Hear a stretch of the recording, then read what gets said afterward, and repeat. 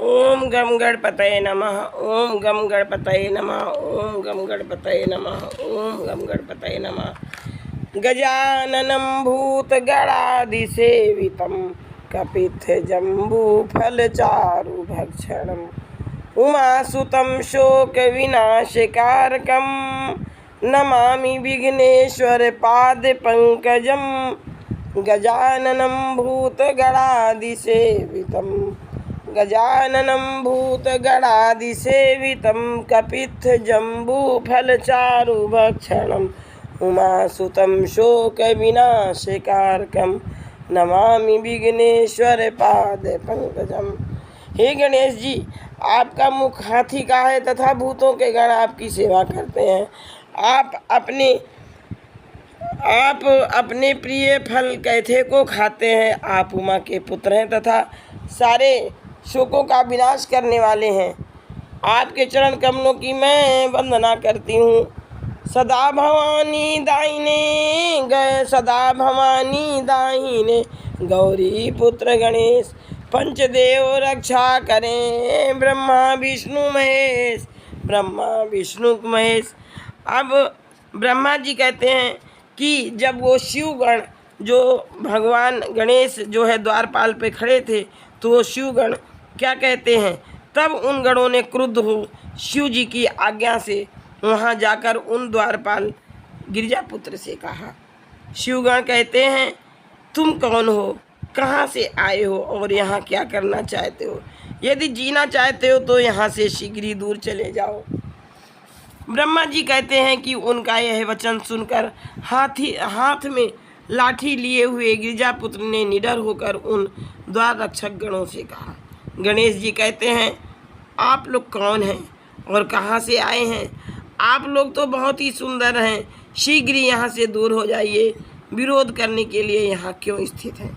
ब्रह्मा जी कहते हैं, इस प्रकार उनके वचन को सुनकर शिव जी के सभी महावीर गणों ने आश्चर्यचकित होकर परस्पर हंस करके कहा।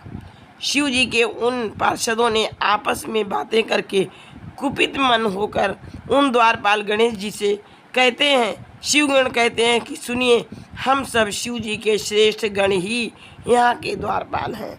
हम उन विभू शंकर की आज्ञा से तुम्हें यहाँ से हटाने के लिए आए हैं।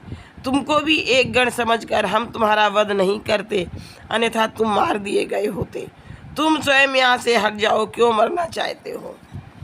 ब्रह्मा जी कहते हैं, इस प्रकार कहे जाने के बाद भी गिरजापुत्र निर्भय गणेश शंकर गणों को बहुत फटकार कर द्वार से हटे नहीं।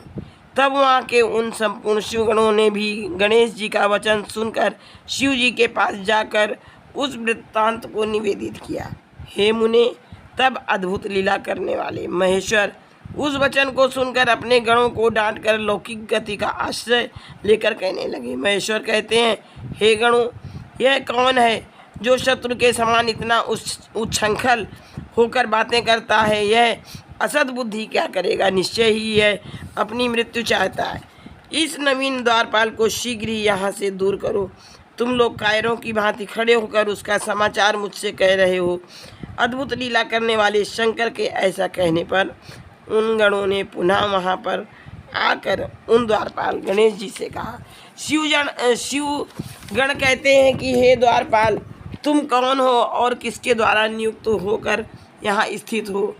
तुमको हम लोगों की कोई परवाह नहीं है, यहाँ रहकर कैसे जीना चाहते हो? द्वारपाल तो हम लोग हैं, तुम किस प्रकार अपने को द्वारपाल कहते हो?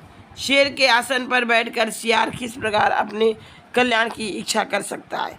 हे मूर्ख, तुम तभी तक गर्जना कर रहे हो जब तक तुम शिवगणों के पराक्रम का अनुभव नहीं कर लेते हो। अभी जब तुम अनुभव कर लोगे तब धराशायी हो जाओगे। तब उनके द्वारा कहे गए इस वचन को सुनकर गणेश जी दोनों हाथ में लाठी लेकर ऐसा बोलने वाले उन गणों को मारने लगे। इसके बाद शिवापुत्र गणेश जी ने निडर होकर शंकर के महावीर गणों को घुरक कर कहा। पार्वती पुत्र बोले, जाओ जाओ, यहाँ से दूर हो जाओ, अन्यथा मैं तुम लोगों को प्रचंड पराक्रम दिखाऊंगा जिससे तुम लोग उपहासास्पद हो जाओगे। तब उन गिरजापुत्र की यह बात सुनकर शंकर के हुए गण आपस में कहने लगे। शिवगण बोले, अब हमें क्या करना चाहिए, कहाँ जाना चाहिए कहने पर भी यह हमारी बात नहीं मानता। हम लोग तो मर्यादा की रक्षा करते हैं, इसने ऐसी बात किस प्रकार कही। ब्रह्मा जी कहते हैं, तब शिव के सभी गणों ने कैलाश से 1 कोस की दूरी पर स्थित शंकर जी से जाकर वह सब कहा। तब हाथ में त्रिशूल धारण किए हुए उग्र बुद्धि परमेश्वर शिव जी ने हंसकर वीरवाणी अपने उन गणों से कहा। शिव जी कहते हैं, हे गणों, तुम लोग कायर हो, वीर मानी वीर नहीं, मेरे सामने तुम लोग ऐसा कहने के योग्य नहीं हो। डांटे जाने पर वह पुनः क्या कह सकता है। तुम लोग जाओ, उस पर प्रहार करो, चाहे वह कोई क्यों ना हो। मैं तुम लोगों से अधिक क्या कहूँ, चाहे जैसे भी हो उसे वहाँ से हटाओ। ब्रह्मा जी बोले, हे मुनीश्वर, जब महेश्वर ने अपने श्रेष्ठ गणों को इस प्रकार फटकारा, तब वे गण पुनः वहाँ गए और बोले। शिवगण कहते हैं, अरे बालक सुनो, तुम हठपूर्वक क्यों व्यर्थ बकवास करते हो। अब तुम यहाँ से दूर चले जाओ, अन्यथा तुम्हारी मृत्यु हो जाएगी। ब्रह्मा जी कहते हैं, शिव के आज्ञाकारी उन गणों का निश्चयपूर्वक वचन सुनकर मैं क्या करूं, यह सोचकर पार्वती पुत्र गणेश जी बहुत दुखी हुए। इसी बीच द्वार पर गणों का तथा गणेश का कलह सुनकर देवी पार्वती अपनी सखी से कहती हैं, देखो द्वार पर किस प्रकार का कलह हो रहा है। सखी ने वहां आकर सारा वृत्तांत जान लिया और क्षण मात्र में सब कुछ देखकर प्रसन्न होकर वह पार्वती के पास गई। हे मुने, जो कुछ भी घटित हुआ था वहाँ जाकर उस सखी ने वह सब यथार्थ रूप से पार्वती के आगे वर्णन किया। सखी बोली, हे महेश्वरी, हमारा गण जो द्वार पर स्थित है उसको शिव जी के वीर गण निश्चित रूप से धमका रहे हैं। शिव तथा उनके वे सभी गण बिना अवसर के घर में जबरदस्ती कैसे प्रवेश कर सकते हैं, यह तो आपके लिए शुभतर नहीं है।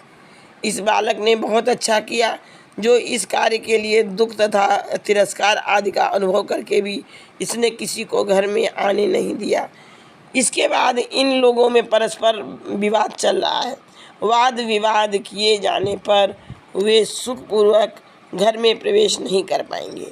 हे प्रिय, यदि वाद विवाद किया गया तो मेरे गण को जीतकर विजय प्राप्त करने के बाद ही वे घर में प्रवेश कर सकते हैं, अन्यथा नहीं। हमारे गण को धमकी देने से इन गणों ने हम लोगों को ही धमकी दी है। इसलिए हे देवी, हे भद्रे, आपको अपने श्रेष्ठ मान का त्याग नहीं करना चाहिए। हे सती, शिव जी तो बंदर के समान सदा आपके अधीन हैं, वे अहंकार क्या करेंगे, अवश्य वे आपके अनुकूल हो जाएंगे। इस प्रकार सखियों ने पार्वती जी को बताया। ब्रह्मा जी कहते हैं, आश्चर्य है कि वे सती पार्वती शिवेच्छा से क्षण भर वहाँ रुक गई और वे मानिनी होकर अपने मन में कहने लगी। शिवा बोली, अहो, ये बड़े आश्चर्य की बात है कि शिव के गण क्षण मात्र भी रुक नहीं सके। इस प्रकार प्रवेश का हठ उन लोगों ने कैसे ठान लिया। अब इस निमित्त उनसे विनय अथवा अन्य उपाय करना उचित प्रतीत नहीं हो रहा है। जो होना होगा। मैंने जो कर दिया है उसे अन्यथा कैसे कर सकती हूँ। ऐसा कहकर प्रिया पार्वती ने अपनी सखी को वहाँ भेजा। वह सखी आकर पार्वती पुत्र गणेश जी से प्रिया पार्वती द्वारा कही गई बात कहने लगी। गजाननं भूतगणादि सेवितं कपित्थ जम्बू फलचारु भक्षणं उमासुतं शोक विनाशकारकं नमामि विघ्नेश्वर पाद पंकजम। ओम गम गणपतये